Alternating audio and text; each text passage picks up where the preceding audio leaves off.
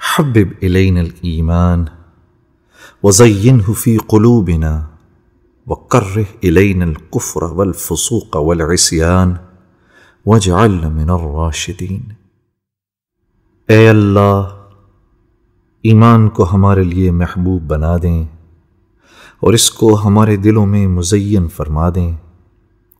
کفر، گناہ اور نافرمانی سے ہم کو کراہیت عطا فرما دیں اور ہم کو کامیاب لوگوں میں شامل فرما دیں۔ میرا دل بدل دے، میرا دل بدل۔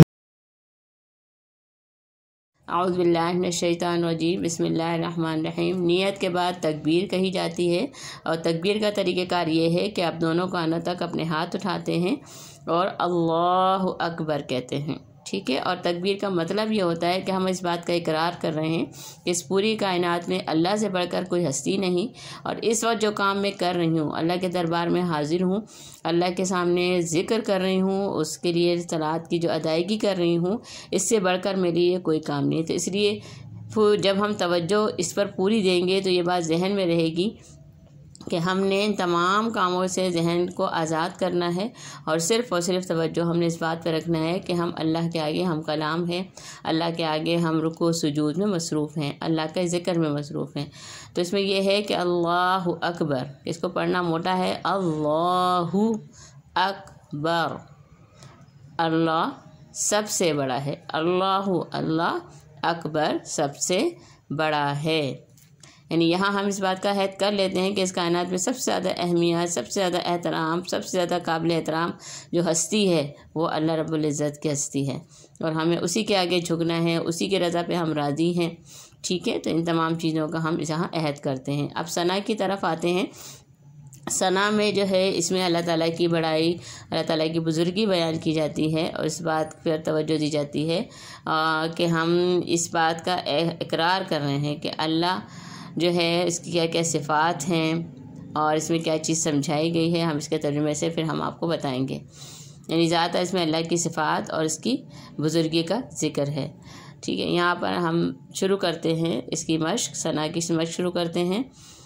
ثنا سبحانک اللہم وبحمدک، سبحانک اللہم، سبحانک اے اللہ، ہم تیری پاکی بیان کرتے ہیں۔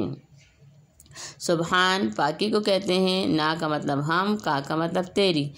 اے اللہ یہاں پر اللہم کا ترجمہ ہے، سبحانک اللہم، اے اللہ ہم تیری پاکی بیان کرتے ہیں، وبحمدک اور تیری تعریف کرتے ہیں، وتبارک اور تیرا نام، اسمک تیرا نام، اسمک کا مطلب ہوتا ہے تیرا نام، وتبارک برکت والا ہے، وتبارک اور برکت والا ہے تیرا، اسمک نام تیرا، وتبارک اسمک اور تیرا نام بہت برکت والا ہے، وتعالی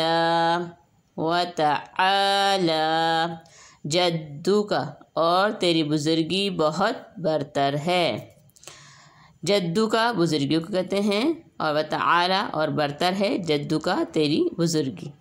ولا الہ اور اللہ کے سوا کوئی، غیرک سوا، غیرک کا مطلب یہاں پر سوائے ہے، وا اور لا نہیں، مستحق عبادت، یہاں جو ترجمہ لکھا ہے مستحق عبادت، غیرک تیرے سوا، اور نہیں مستحق عبادت تیرے سوا، کوئی تیرے سوا، اور تیرے سوا کوئی مستحق عبادت نہیں، ٹھیک ہے۔ اب تھوڑا ایک مرتبہ پھر میں ریپیٹ کر دیتی ہوں۔ ثنا سبحانک اللہم وبحمدک وتبارک اسمک وتعالی جدک ولا الہ غیرک، ٹھیک ہے۔